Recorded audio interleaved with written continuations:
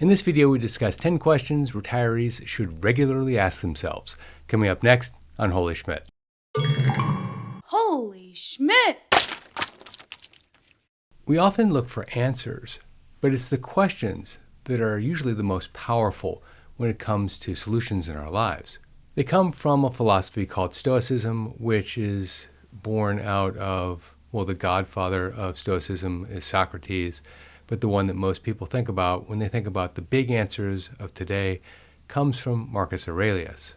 Aurelius was one of the most powerful and wise leaders of the Roman Empire back in the day, and most of the questions that affect our lives, the powerful ones, come from his journals from when he was running the Roman Empire, believe it or not.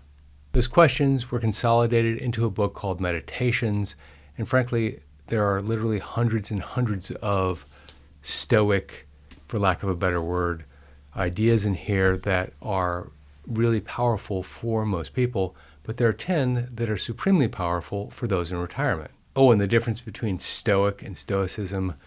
Stoic means that someone can endure pain without showing a lot of emotion. Certainly not what we're talking about here, by the way. Stoicism is a philosophy where the individual improves their positive emotions, reduces their negative emotions, and improves their character. All of what's ahead will help you in retirement, and none of it costs any money, which is the best part. Number 1, is this within my control? This is quite possibly the single most important question on the list because bad things happen to good people, and if they try to fix things that they can't fix, it becomes a very frustrating aspect of their lives and one that actually, frankly, ruins a lot of lives. And unfortunately, the older we get, the more we're faced with bad things that happen to good people. Now, to be super clear here, I'm not talking about just giving up when something bad happens. I'm talking about when there is no opportunity to change the outcome, when rain is coming, rather than trying to change the fact that rain is coming, spend your time finding the best umbrella. Asking this question will also help you be more present with the things in your life that you actually can control. The next point, who are you spending time with? We human beings are basically the sum of our 3 closest friends. We are exactly like the 3 of them, at least pieces of us are, most of the time. One of my closest friends in the world, it's someone I've known since I was a teenager, has the unique ability to help set me straight mentally if I'm feeling a little bit off. Fortunately, I don't have to give him that phone call very often, but when I do, I know he's going to be there. He has the unique ability to see the things that I'm going through with perfect clarity and give me great advice. And hopefully I do the same for him. He's always been that way, by the way, and because of that, I'm more like that in my own thinking. Conversely, have you ever been around someone who's the exact opposite, where every situation is dramatic, difficult to deal with, and frankly overblown when they're talking about it, and because of that, you feel your heart beating and getting emotionally involved in something that could be quite trivial. He or she will get into the dark side of the subject and take you there with them, and after everything is said and done, when the smoke is cleared, you look at the situation dispassionately and realize that it has been overblown.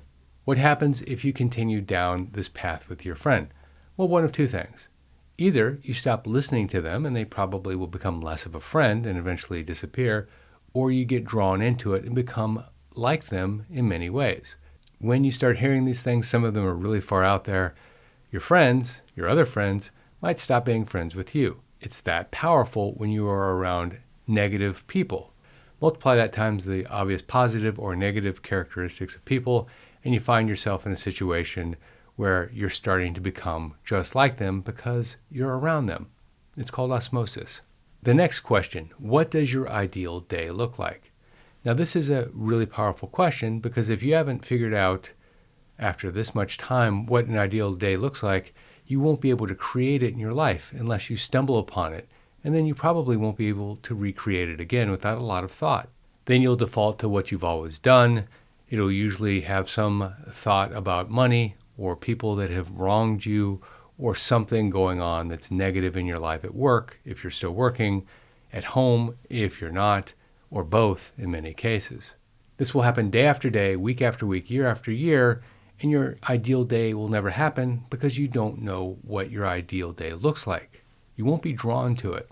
By asking yourself, what does my ideal day look like? You'll naturally gravitate towards it, and eventually you'll be in a position where you can start to create the elements that make your ideal day ideal. The next question, what am I missing out on because I choose to be worried or afraid? Do you know someone who's constantly worried about the big one happening? And when I talk about big one, I talk about someone who's constantly worried about their health, their family's health, the market crashing, their finances, losing their job, or some other really big event. 99 out of 100 times won't happen today, tomorrow, this year, or even next, and maybe even not this decade or the next decade.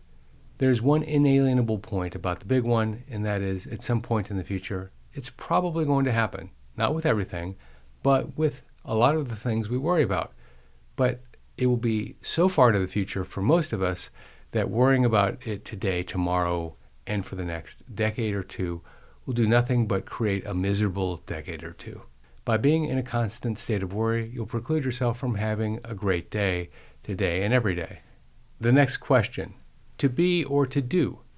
This is a fundamental question of Stoicism because a lot of people will pretend to be somebody. They'll act the part, but they'll never actually do what it takes to get to where they need to go. The classic example is the aspiring Hollywood actor who talks about how their career is going to be great and all of the things that they're doing with all of these famous people. But when you peel back the onion, you find out that they're working at the local restaurant to pay the bills, which is okay, by the way. A lot of people work at the local restaurant to pay the bills when they get themselves going, but they don't end up there at some point in the future. Basically, what this means in this category, anyway, is that there are two types of people. Those that want to look like they're getting the job done, and those that quietly get the job done. The next question, what is the most important thing to you? What do you actually value? This is such a fundamental question, but frankly, it's one that very few people actually think about. Instead, they let their unconscious mind run rampant on this point, and whatever is in front of them at the time is what's most important to them. The term keeping up with the Joneses comes to mind. A lot of the activities that people engage in really are about being as important, at least in their own mind, as someone else. If you don't know what's important to you, how do you know that you're putting it first? But too often, we're controlled by the marketing messages, the media, the Joneses, as the case may be. You get the point. The next question, does this really matter? Because so many things don't really matter, but we're acting as if they do. We major in minor things. We react as if we don't have a choice. Asking yourself, does this really matter, is essential, because a lot of it doesn't really matter. People matter, loved ones matter, doing the right thing matters, but beyond that, it starts to get pretty blurry pretty quickly. Whether you get the high score on the video game or not doesn't matter. Arguing a point that you could care less about doesn't matter. In fact, have you ever argued with someone and the argument got so intense that you forgot what you were arguing about, but you knew that you just had to win? Would the time ahead be active time or dead time? As we look back at the last 4 years, we had to sit around passively and just wait for things to pass. That was called dead time. Unfortunately, this was a hangover from the pandemic where we were forced to sit inside for the better part of 2 years. And during that time, we got great at figuring out how to waste time, how to make things go by quickly. So the question is, are we going to use every minute that we have in front of us doing something that we want to do, or just sit passively waiting for the day to end? The next question, is this who I want to be? And frankly, this is a powerful question because we don't often choose who we are today. But it's a question, if we continue to ask ourselves time and time again, we can navigate in the direction that we want to be. And it doesn't matter if you're 15, 25, 55, or 85. The question takes you out of your reactive triggered mode and puts you back into an analytical thinking mode and allows you to direct your life instead of life directing you. The next point, what do we actually value? By asking yourself this question actively and repeatedly over the days, weeks, months, and years ahead, it allows you to determine what you value instead of having someone else determine it for you. Let me explain. Now, keeping in mind that I'm no expert in these matters, this would seem to be a good example. I was recently in a high-end department store in Greenwich, Connecticut, shopping for a present for someone, and I needed a wing person for the gift, so I brought one of my daughters with me. She and I had somehow separated, and as I went looking for her, I found her in the purse section. This wasn't where she was supposed to be, but she was there, and she was looking at the collection, and because she was there, so was I. I noticed her noticing the purses, and I looked over at the case and saw the price. The entry-level purses were about $1,500. The ones that you see people carrying around town and in the cafes were $2,000 to $3,000, but the majority of the purses in this display were $6,000 to $10,000 each. These were from designer brands, most of which I can't pronounce, but there was one in particular that I knew of just basically because everybody knows the name, and that's Chanel.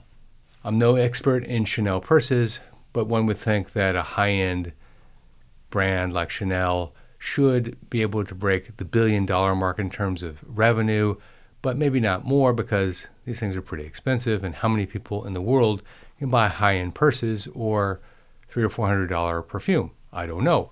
When I came back, I did a quick internet search for this video, frankly, because I knew I was going to be talking about it, and to my astonishment, Chanel revenue was at $19.7 billion, up 16% from the prior year. True, they sell a lot more than purses, and their name is synonymous with a lot more than luxury purses, but the purse right in front of me, the one that my daughter was looking at, was $6,200. The point is that for the majority of people, they don't actually value that purse at $6,200. They value the feeling that they're going to get when they walk around with that purse. But if you ask that same person, what do you actually value?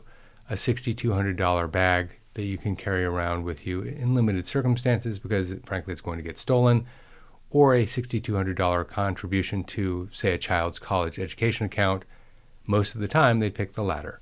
If you like this video, check out that video, 7 Things a Retiree Should Never Disclose. This is Jeff Schmidt.